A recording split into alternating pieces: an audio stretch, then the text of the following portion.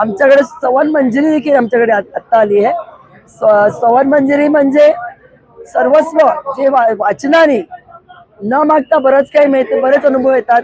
आणि साई चरित्र म्हणजे साक्षात साईबाबा, पूर्ण बाबांचा अनुभव ह्याच्यामध्ये आहे. बाबांनी आज आमचं सत्कार केलं, बाबांनी सत्कार केला आज आमचं. ते हे स्वागत यांनी जे सुरू झालेलं आहे ना, प्रत्यक्षाचा अनुभव. आता माझ्या हातात बघा साई चरित्र आहे, हे प्रत्यक्ष बाबांचा अनुभव आहे की बाबा हे स्वागत करतायत.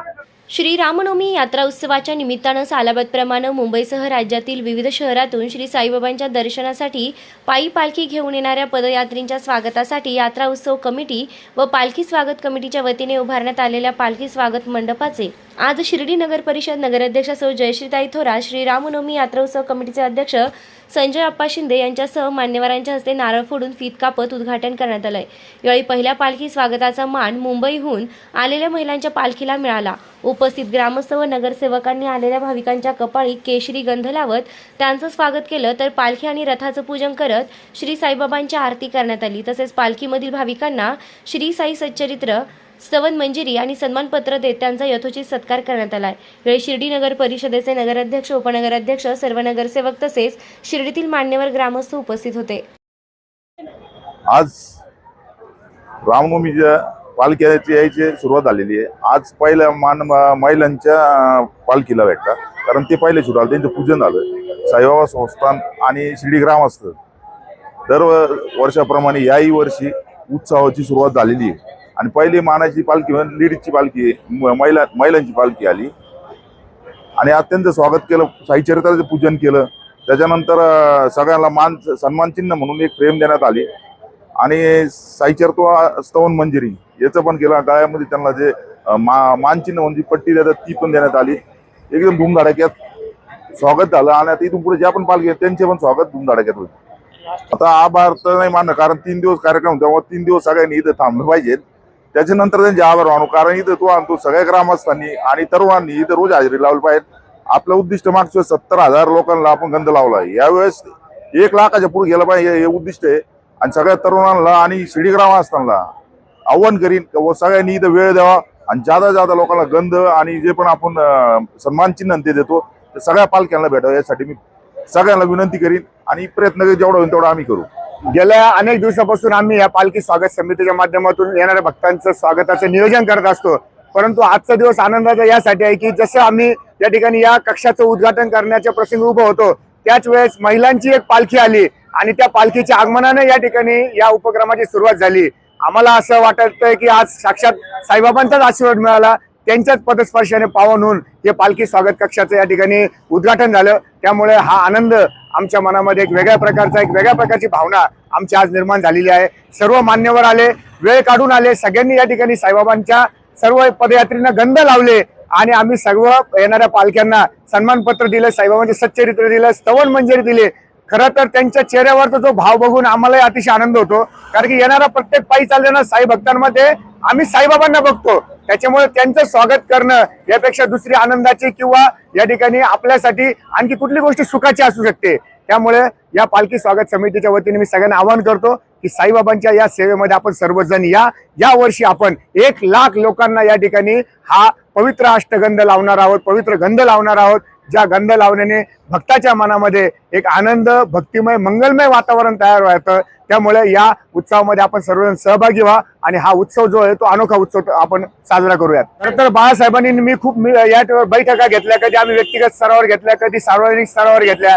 या सगळ्या बैठकींमध्ये एक अतिशय सुंदर अशी संकल्पना आली किंवा त्यांच्या या ठिकाणी एक मनामध्ये कल्पना आली की साईबाबांना मानणारे या विश्वामध्ये करोडो लोक आहेत, परंतु साईबाबांना जाणायचं कसं, तर साईबाबांना जाणण्यासाठी तुम्हाला साईबाबांच्या सच्चरित्राचं वाचन करावं लागेल.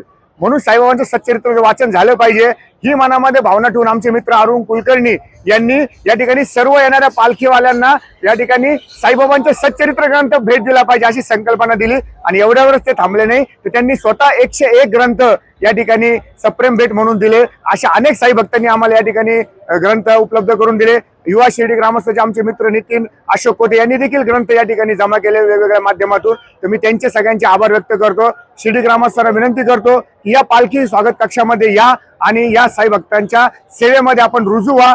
आम्ही सगळ्यांना या ठिकाणी आमंत्रित करतो. श्री साईबाबांनी प्रत्यक्ष सुरू केलेल्या उत्सवापैकी रामनवमी हा उत्सव आहे.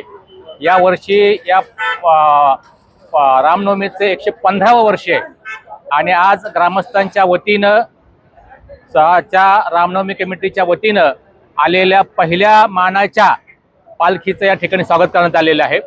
अतिशय आनंदात आणि भव्यदिव्य स्वरूपात या ठिकाणी त्या पालखीचं स्वागत करण्यात आलेलं आहे. या स्वागतासाठी शिर्डीतील सर्व नागरिक, सर्व सन्माननीय नगरसेवक, सर्व पदाधिकारी, सर्व पदाधिकारी उपस्थित होते आणि अतिशय आनंदामध्ये या पहिल्या मानाच्या महिलांच्या पालखीचं स्वागत झालेलं आहे. त्या भक्तांना अतिशय आनंद झालेला आहे. त्यांचा या ठिकाणी सन्मान केलेला आहे, त्यांचा अल्पहार झालेला आहे आणि अशाच प्रकारे पुढील 3 दिवस बाबांचा हा जो रामनवमीचा उत्सव आहे अतिशय धुमधडाक्यात साजरा करण्यात येणार आहे. मी अध्यक्षांच्या वतीनं विनंती करतो ग्रामस्थांना की मग या सर्व कार्यक्रमात आपण सहभागी व्हा आणि बाबांचा हा जो उत्सव आहे हा अतिशय मोठ्या प्रमाणात साजरा करण्यासाठी सर्वांनी सहकार्य करा अशी अध्यक्षांच्या वतीने मी विनंती करतो. प्रतिमा तुलसीदास पाटील. माझं हे 23वे वर्ष आहे. तर मला म्हणजे एवढा आनंद होते की हे म्हणजे पालखी एकदा आली, दिवस आले की पालखीचे दिवस म्हणजे एवढी हुरहुर लागते, असं वाटते की कधी हे दिवस येतात. आणि मग तेव्हापासून आम्ही आमच्या कामाला सुरुवात करतो आणि मग नंतर आम्ही पालखीमध्ये जॉईन होतो. माझं गाव आहे अलिबाग, मी अलिबागवरून येते. पण मग नंतर हे 9 दिवस आमचे कधी संपतात आम्हाला कळूनच येत नाही. माझं वय 69. आनंद म्हणजे खूप असं वाटते की बाबांनी आम्हाला काय हे केलं, काय नाही, म्हणजे खूप एकदम आनंद वाटतो आम्हाला. बाबांचे अनुभव पण बाबांनी आम्हाला पालखीत चालत असताना बाबांचे अनुभव पण आम्हाला खूप आलेले आहेत. पायी चालत मला कधीच त्रास झालेला नाही. आज बाबांनी आमचं सत्कार केलं. बाबांनी सत्कार केला आज आमचं. शिर्डी गावातल्या नगरसेवक सगळे हे केले, त्यांनी पण केलं, पण आमची बाबांनी केलं म्हणजे मला एकदम खूप आनंद वाटते. महिला आणि पुरुष एकत्र येतात तर बऱ्याच गैरसोयी होतात. मी पहिले बाबांचा फोटो घेऊन एकटी यायची वर्षातून 4 वेळा. तर बराच आग्रह लोकांनी केला की तुम्ही एकट्या चला, दुसऱ्यांना घेऊन चला. म्हणून मग माझ्या 25व्या पदयात्रेला एका भक्तांनी चिठ्ठी टाकली बाबांसमोर आणि त्यांनी सांगितलं की बाबांचा होकार आला म्हणून महिला पदयात्रा निघाली. आज पदयात्रेचं 23वं वर्ष आहे महिला पदयात्रेचा. माझी 75वी टोटल पदयात्रा आहे. मी वर्षातून 4 वेळा येत होती. दसरा, गुरुपौर्णिमा, दत्त जयंती, श्रीरामनवमी आणि श्रावणात माझ्या 3 पदयात्रा झाल्या. आता मी दत्त जयंतीला 19 वर्ष झाले. दातलीला मोठे बाबांच्या इथे मंडप टाकून सेवा देते. चॉकलेट, बिस्किट, चहा याची सेवा असते. हे स्वागत यांनी जे सुरू झालेलं आहे ना, प्रत्यक्षाचा अनुभव. आता माझ्या हातात बघा साई चरित्र आहे, हे प्रत्यक्ष बाबांचा अनुभव आहे की बाबा हे स्वागत करतायत. आमच्याकडे सवन मंजिरी देखील आमच्याकडे आता आली आहे. सवन मंजिरी म्हणजे सर्वस्व जे वाचनाने न मागता बरंच काही मिळते, बरेच अनुभव येतात. आणि साई चरित्र म्हणजे साक्षात साईबाबा, पूर्ण बाबांचा अनुभव ह्याच्यामध्ये आहे. आणि वाचताना तुम्हाला प्रत्येक अध्यायामागे बाबा तुम्हाला काहीतरी सूचित करतात, काहीतरी अनुभव देत असतात.